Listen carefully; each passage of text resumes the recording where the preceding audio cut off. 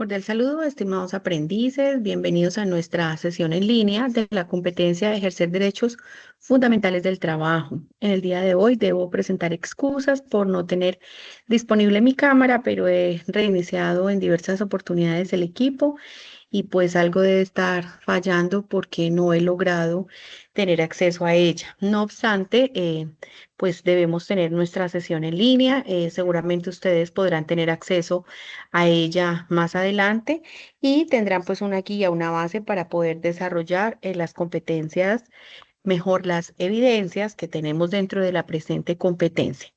Voy entonces a compartir mi cámara, mi pantalla, perdón. Vamos a revisar el estado del anuncio para que revisemos cuáles son las evidencias que debemos trabajar hoy y seguidamente haré una presentación para ustedes en PowerPoint en la cual vamos a hablar y vamos a tener algunos datos que serán de complemento a nuestro material de formación y poder avanzar en él. Permítanme, por favor, entonces, voy a proceder a compartir la pantalla. Ustedes entonces al tener acceso a esta grabación van a poder revisar. Perfecto, ya está compartiendo. Entonces voy a pasar aquí al anuncio que se encuentra publicado en la plataforma Sayuna y que hace relación a la presente competencia. Recuerden que estamos en el proyecto de formación Ejercer Derechos Fundamentales del Trabajo en el marco de la Constitución Política y los convenios internacionales. Busca la actividad del proyecto comparar las condiciones del trabajo en el devenir histórico de acuerdo con los derechos fundamentales. Tal y como lo habíamos planteado para nuestro encuentro el día de hoy, vamos a revisar las siguientes evidencias. La participación en el foro sobre el convenio colectivo del trabajo y la libertad sindical, gráficas sobre la negociación colectiva e infografía sobre la huelga. Con este propósito, entonces tengo una presentación en PowerPoint. Esperemos que pueda ponerse acá en modo presentación. Muy bien, quiero hablarles entonces hoy del sindicalismo en la actualidad colombiana. Es importante que nosotros sepamos que para ejercer el derecho fundamental al trabajo, el derecho colectivo tiene el derecho laboral tiene dos grandes vertientes. La una es el derecho laboral individual que se encarga de establecer o reglamentar las relaciones que yo tengo de manera personal junto con mí o mejor en relación con mi empleador. Ya como lo veníamos abordando en evidencias anteriores, cuando revisamos el contexto laboral, local, cuando revisamos el trabajo en condiciones dignas y decentes, entonces estamos hablando de la importancia que tiene ejercer una labor, un oficio, en el marco de un contrato de trabajo que establezca cuáles son las condiciones para llevarlo a cabo, cuáles son mis obligaciones contractuales, para qué he sido contratada, pero mejor aún para que se me indique cuál es el salario al que yo voy a tener acceso, cuáles son los horarios laborales que voy a tener, cuáles son los días de descanso y bueno, en fin, poder dar cumplimiento a todo lo que establece el derecho laboral individual establecido en el Código Sustantivo del Trabajo y demás normas que así lo reglamentan. La segunda vertiente es el derecho laboral colectivo, entonces entendido este como aquel derecho que busca proteger a toda una comunidad en la organización, en la empresa, en la entidad pública o privada. Y entonces todos los colaboradores de la empresa tienen la posibilidad de asociarse porque así se encuentra establecido en nuestra Constitución política la libertad de la asociación sindical como un derecho fundamental, pues como para poder ejercer una ciudadanía laboral consciente y participativa, tal y como es el propósito dentro de nuestra labor. Permítanme, por favor, voy a hacer una interrupción acá antes de que podamos avanzar. Quiero que revisemos también ahora, después de nuestra presentación, quiero que revisemos nuestra guía de aprendizaje en la cual venimos trabajando. Muy bien, aquí la vamos a dejar lista. Vamos a volver a la presentación. Pido excusas por este movimiento de pantallas. Entonces vamos a revisar ahora cómo las evidencias que tenemos para poder abordarlas nos habla entonces de este derecho fundamental relacionado con la libertad sindical. Pero entonces hablemos del sindicalismo en la actualidad colombiana.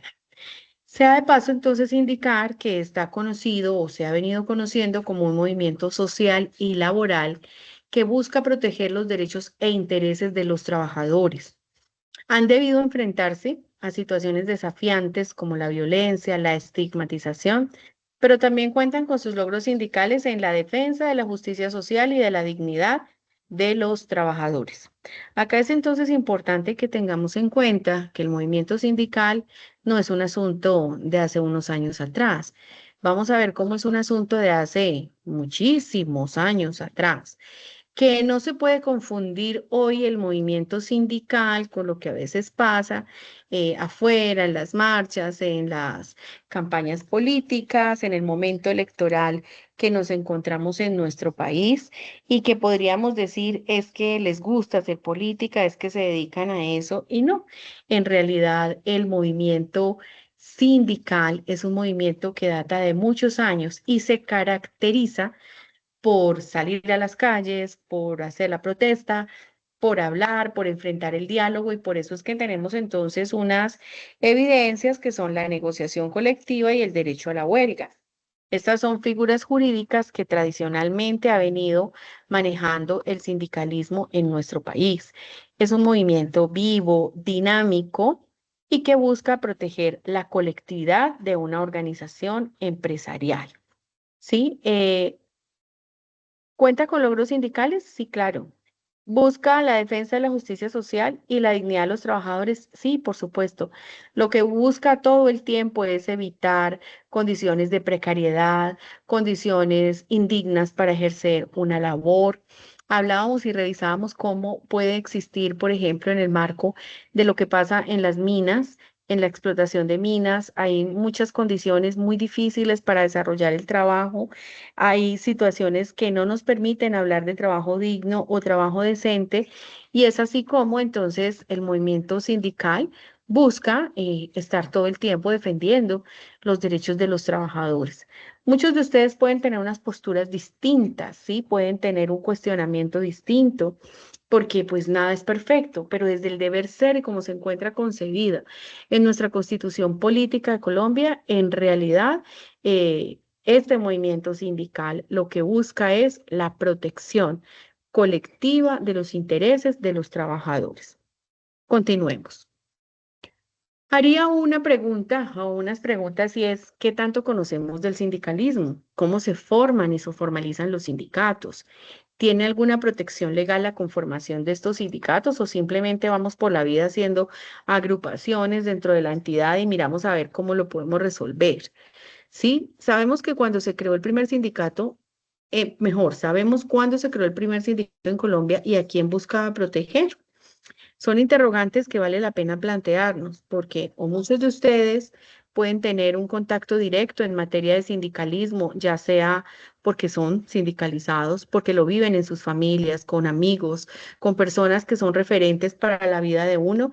Entonces ustedes tienen que tener esa posibilidad de conocerlo. Muchos otros podrían decir, nunca he trabajado en el tema, siempre he trabajado en el área privada, empresas que no permiten la asociación sindical. Entonces, bueno, pueden haber diferentes situaciones allí. Empecemos a contestarnos los planteamientos acabados de realizar.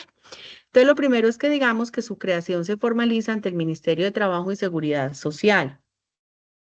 El artículo 39 de la Constitución Política protege la asociación sindical, lo eleva a un derecho fundamental y da libertad para que se constituyan sin intervención del Estado. O sea, esto se hace de manera autónoma, ¿sí? Esto se hace de manera libre, por eso es que la Constitución Política así lo establece y pues les animo a que puedan hacer la lectura del artículo 39 de la Constitución Política, porque pues eso indiscutiblemente nos ayuda en el conocimiento del tema. Contestemos el siguiente interrogante, o sea, ¿cuándo se dio el primer sindicato en Colombia? Existe entonces una referencia que en el año 1847, ya casi llegamos a los 200 años, se crea el primer sindicato en Colombia, cuando la Sociedad de Artesanos en Bogotá busca lograr el aumento de los impuestos de aduana para que los productos locales pudieran competir con los importados. Un poco lo que hoy conocemos o hemos escuchado como los famosos aranceles que se imponen a las mercancías que van a salir o que van a entrar de Colombia. Entonces, miren, desde qué fecha la Sociedad de Artesanos se organizó, se sindicalizó y tuvo la posibilidad de lograr el aumento de impuestos. ¿Cómo se logra esto? Pues a través de conversaciones, a través de negociaciones colectivas, a través de unos acuerdos que se plantean en una mesa, pero sobre todo a través del diálogo enmarcado en el respeto. ¿Qué sindicatos conocemos? Yo les traje algunos a ustedes acá. Les he contado que yo me encuentro en una región donde pues el turismo ha traído mucho crecimiento, pero como cualquier otra región del país, pues tiene también todas las aristas en temas de economía, de educación, de lo social. Conozco entonces acá un sindicato que se llama el Sindicato Único de Trabajadores de la Educación en el Quindío, el SUTEC, donde reúne entonces el magisterio público. En su mayoría reúne a todos los docentes del departamento del Quindío, incluida su ciudad capital, y son un sindicato fuerte, con mucha capacidad para el diálogo, con mucha capacidad para la exigencia en el cumplimiento de muchos aspectos que debe tener el empleador, en este caso el Estado, a través de las secretarías de educación, pero asimismo es un movimiento que le enseña también a sus estudiantes que deben ser escuchados, que tienen la posibilidad de hablar y sobre todo tienen la posibilidad de reclamar muchas situaciones que a veces generan una afectación para las personas. Encontré ANEC como el sector salud, ANTOC también del sector salud, Sinaltraica como el Sindicato Nacional de los Trabajadores que trabajan en el ICA o en el Instituto Colombiano Agropecuario, Sintra Elecol y Sindesenes y Sintracena como organizaciones o movimientos sindicales que pertenecen al SENA. Seguramente pertenecen varios, pero yo traje a colación los sindicatos como con mayor antigüedad dentro de la entidad a la cual nosotros pertenecemos, tanto ustedes como yo. Y encontré que son sindicatos fuertes. El primero agrupa como los administrativos, los servidores públicos, los funcionarios, instructores, y el segundo, Sintracena, digamos, agrupa a otro grupo poblacional importante dentro de la entidad, como los trabajadores de campo, conductores, operarios, oficiales de mantenimiento, que bueno, digamos que son trabajadores de base, es lo que se conoce dentro de las entidades públicas. Pero entonces hablemos ahora de qué es una negociación colectiva de trabajo. Y como lo he venido manifestando, entonces es un diálogo social donde ambas partes buscan llegar a acuerdos colectivos que regulen aspectos tales como salarios, jornada laboral, vacaciones, seguridad y salud en el trabajo, prestaciones sociales legales y extralegales, condiciones de despido, beneficios adicionales. Cuando hablamos de salarios, podríamos decir, bueno, profe, pues es que el salario es el que ya está establecido, es el que me dijeron que yo me voy a ganar. Sí, muy válido. Me vincularon, tengo mi contrato de trabajo, pero digamos que la empresa empieza a tener un crecimiento, un posicionamiento. Si es una empresa que está en el sector industria o servicios, puede estar generando unos muy buenos resultados en relación con el trabajo que desarrolla. Y resulta que yo, como empleado, como colaborador de la entidad, pues desempeño un rol importante. Yo puedo en algún momento determinado sentarme a negociar con mi patrón y decirle, bueno, a usted le está yendo muy bien, usted tiene unas fuentes de ingreso importantes por el trabajo que hacemos de manera colectiva dentro de la empresa. Queremos sugerirle que usted, por favor, pues haga un reconocimiento, un porcentaje mayor a lo que se ha establecido para el incremento de salarios. Eso es válido. Eso se puede negociar. Cuando hablamos de jornada laboral, voy a compartirles, la Contraloría General de la República tuvo hace mucho tiempo una contralora que fue una persona que generó alguna polémica dentro de la entidad por las decisiones que abordaba, pero abordó una decisión importante para todas las mujeres madres de hijos menores de edad. No importaba si fueran o no cabeza de familia, podrían tener a su esposo. Lo que buscaba el horario flexible para ellas era entrar a trabajar a las 7 de la mañana hasta las 3 de la tarde y con eso buscaba que pudieran llegar a su casa a estar un poco más pendientes de sus hijos para que pudieran compartir con ellos en el acompañamiento de las tareas, bueno, de estar en su casa en un horario muchísimo mejor. Eso es la jornada laboral que pudo ser producto de una negociación colectiva o que puede ser producto de una negociación colectiva de un diálogo entre los empleados o mejor, entre los representantes del sindicato y como tal los empleadores. Eso puede darse. Vacaciones. Ah, bueno, pero es que las vacaciones son de ley. Sí, claro que sí. Las vacaciones se encuentran establecidas en el Código Sustantivo del Trabajo y ya se nos ha dicho que son 15 días hábiles por un año de trabajo. Pero qué tal que le podamos decir a nuestro empleador que pues por todo el trabajo que hacemos, por la labor que desarrollamos, por el desempeño, bueno, por muchas otras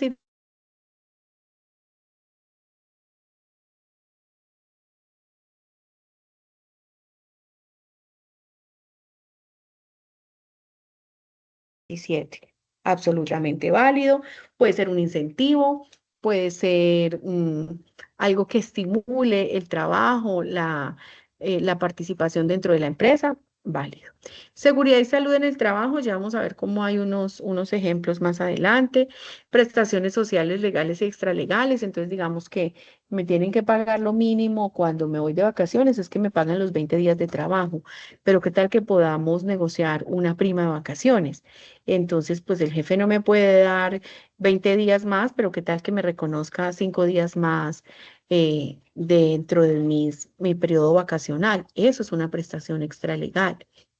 Condiciones de despido, entonces, es cuando se establece que el empleador no va a llegar a hacer despidos masivos, que no va a venir a hacer una vulneración de los derechos del trabajo y que vamos a establecer las reglas por medio de las cuales se van a dar esos despidos, si es que se deben dar, porque pues también las empresas a veces deben tomar decisiones en el marco de lo económico y pues bueno, no se puede dejar allí suspendido.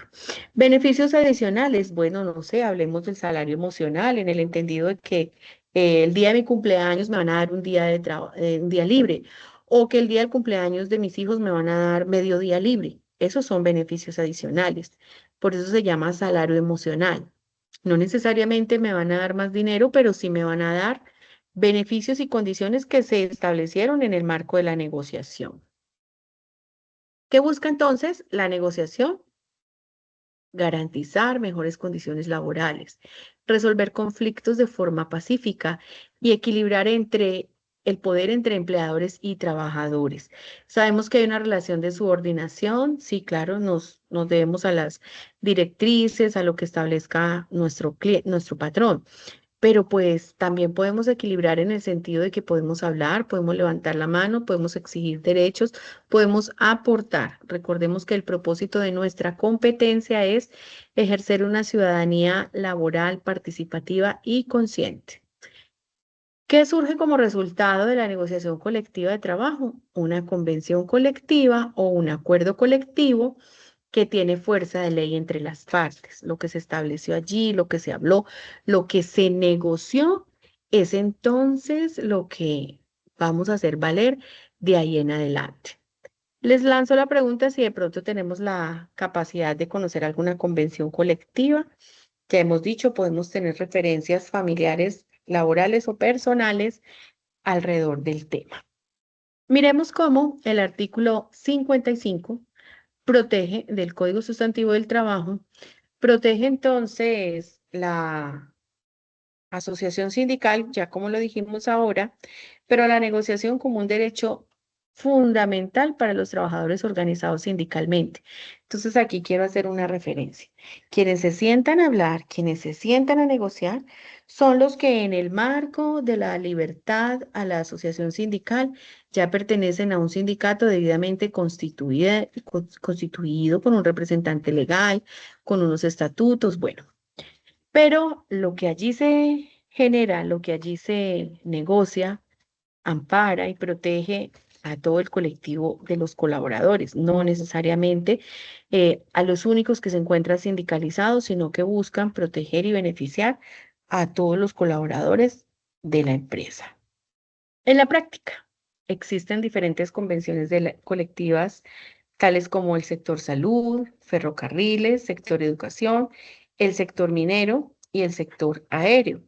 Estos han sido sectores fuertes, con alto prestigio, desempeño y, digamos, una carga importante dentro de la economía de nuestro país.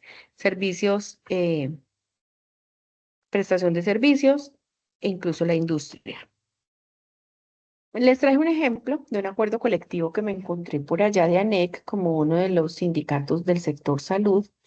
Y ese acuerdo colectivo se logró por allá en vigencia del año 2020, cuando inicia la pandemia, pero esos acuerdos colectivos lo que buscan es que tengan una vigencia en el tiempo. ¿De qué depende la vigencia que se pueda establecer? Pues en muchas oportunidades de las condiciones de la entidad o de la empresa para la cual trabajemos. Si estamos haciendo o exigiendo el cumplimiento o el compromiso de presupuesto y demás, puede que la empresa diga, me voy a comprometer solamente por un año, por 2 años, por 4 años, o simplemente vamos a tener una convención colectiva que estará vigente hasta que nos volvamos a sentar en la mesa del diálogo a resolver ese pendiente. ¿Qué busco entonces? Que con los hospitales públicos y privados en varias regiones del país se mejoraran sus condiciones laborales, que se suministraran los elementos de protección personal durante la pandemia. Pareciera obvio, pero fue necesario elevarlo a un acuerdo colectivo y que se dieran algunas mejoras salariales, ya como lo hablamos. Hay otras figuras, estimados aprendices, que vienen a afectar un poco la libertad de la asociación sindical como derecho fundamental constituido, pero lo que busca es, pues precisamente, desestabilizar un poco esta fuerza del movimiento sindical tal y como lo hemos hablado. Entonces, hay una expresión que se llama la fragmentación sindical. Dice que es un fenómeno problemático que debilita la fuerza del movimiento sindical. Y esto se da cuando existen demasiados sindicatos en un mismo sector, empresa o región. Cada uno con pocos afiliados, con agendas diferentes y en lugar de unirse en uno más fuerte y representativo, lo que hace es que todos llegan con diferentes peticiones a la negociación. Se debilita la negociación. Los empleadores negocian con múltiples sindicatos pequeños, lo que le da más poder frente a los trabajadores divididos. Digamos que la empresa tiene un presupuesto X para destinar a favorecer todas aquellas peticiones que se establezcan a través del acuerdo sindical. Pero si se sientan varios sindicatos, pues entonces lo único que hace es que el mismo presupuesto que tiene lo va a dividir entre las diversas peticiones, porque muy pocas veces podríamos encontrar unidad o unificación en estas peticiones. Entonces, eso es importante que lo tengamos en cuenta. Fragmentación sindical debilita la fuerza del sindicalismo y entonces son varios sindicatos en el mismo sector o empresa y lo que buscan es debilitar la negociación colectiva. Miren esta última parte, como se da más poder frente a los trabajadores divididos, a los empleadores, pues digamos que allí la capacidad de negociación disminuye.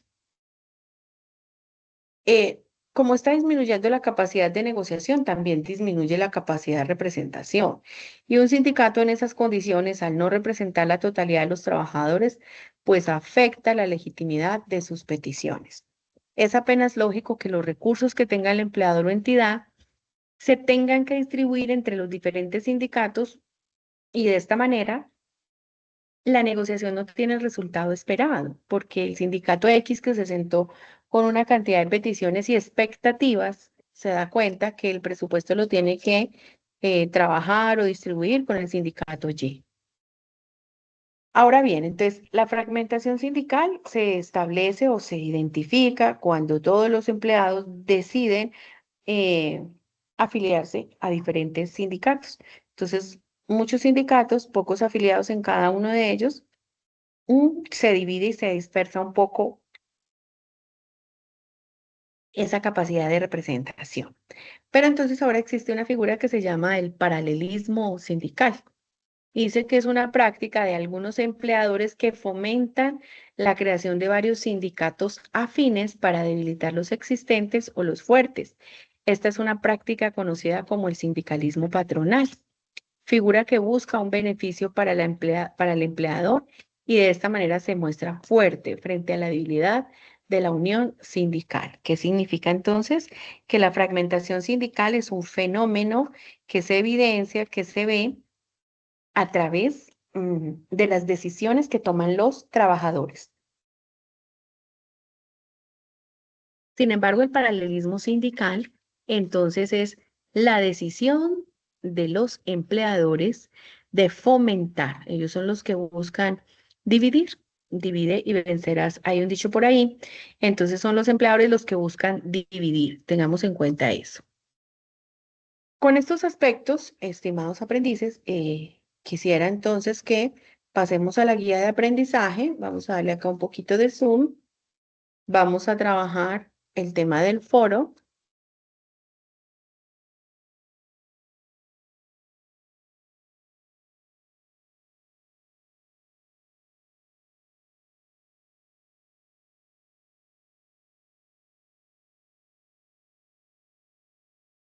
Recordemos acá. Estamos viendo foro sobre el convenio colectivo, gráficos sobre la negociación colectiva y la infografía sobre la huelga. Vamos acá, no tengamos que entrar a Sayula. Busquemos huelga. Voy a la página acá.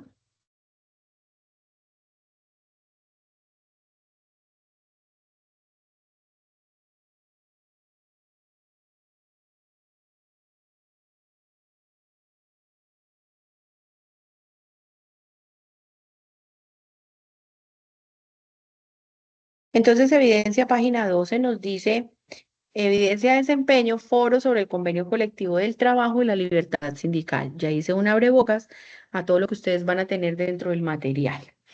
Además de los derechos laborales individuales, existen otra categoría de derechos que ya no tocan solo con la persona que presta sus servicios personales de manera subordinada, sino también con las garantías y derechos tendientes a mejorar las condiciones de los trabajadores como agrupación.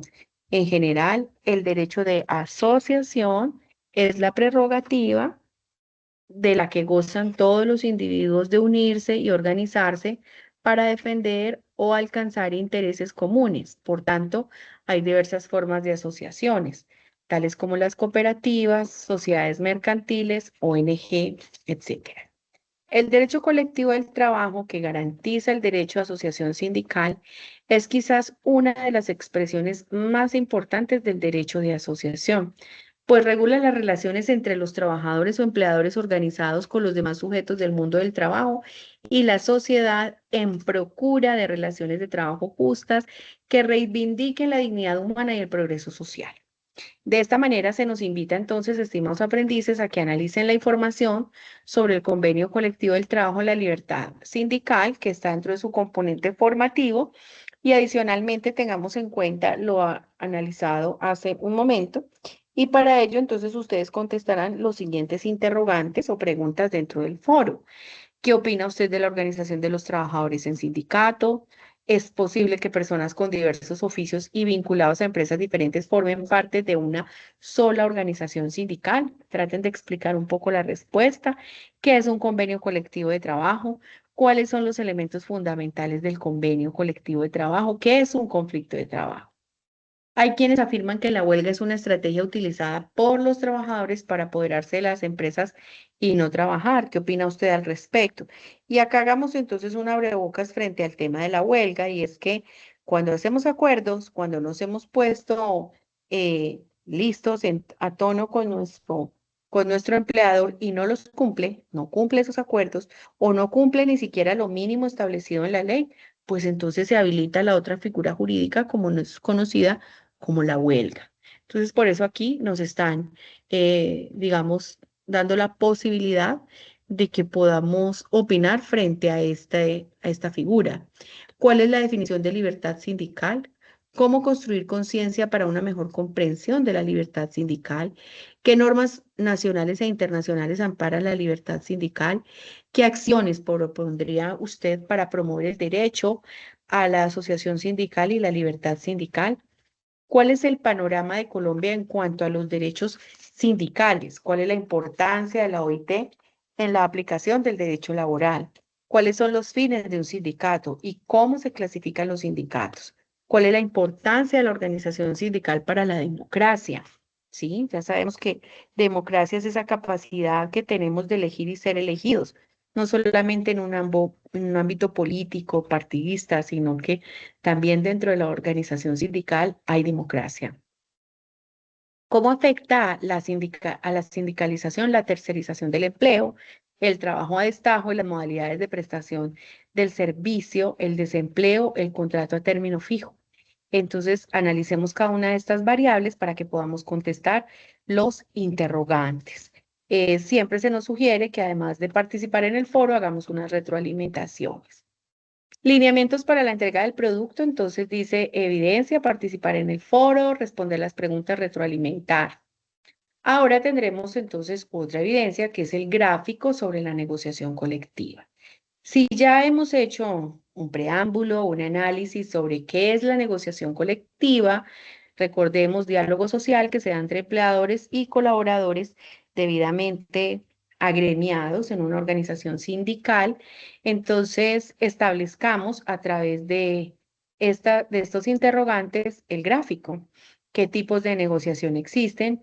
¿Cuáles son las características de la negociación colectiva?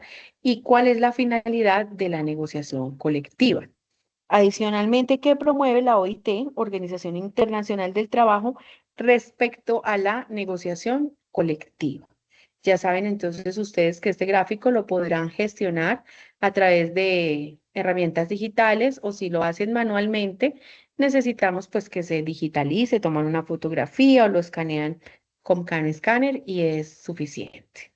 Ahora, tercera evidencia que estamos socializando dentro de nuestra sesión en línea es la infografía sobre la huelga. Entonces, ustedes van a ir a su componente formativo, van a revisar todo su material de formación, revisen los videos, todos los anexos y podamos entonces contestar dentro de la infografía las siguientes interrogantes. ¿Qué es el derecho a la huelga? ¿Cuáles son las condiciones para el ejercicio del derecho a la huelga? ¿Cuáles son las normas nacionales e internacionales que amparan el derecho a la huelga? Entonces, el resultado es la infografía.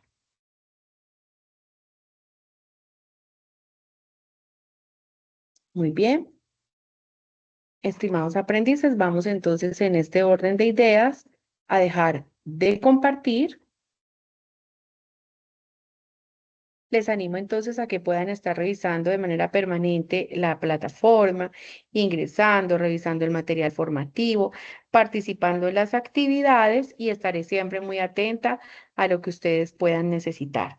Les deseo una excelente jornada, una excelente realización de evidencias y un abrazo fuerte para todos.